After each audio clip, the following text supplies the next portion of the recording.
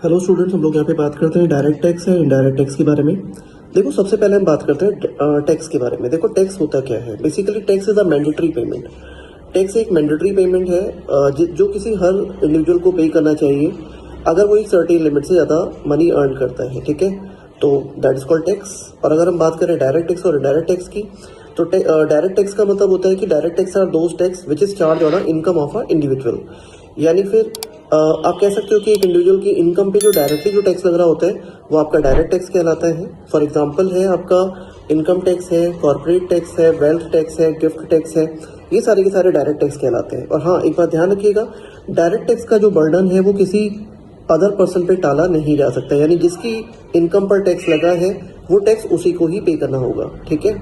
और अगर हम बात करें इनडायरेक्ट टैक्स की, तो indirect tax are those tax which is charge on a services.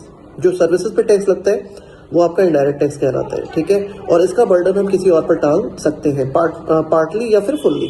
ठीक है। एग्जाम्पल क्या हो सकते हैं इसके, जैसे जीएसटी है, वैट है, आपका सेल टैक्स जो अब इतने को तो नहीं लगता है, लेकिन सारे आपके क्या कहलाते हैं, इनडायरेक्ट टैक्स। काफी इंपॉर्टेंट है, आपको पता होना चाहिए।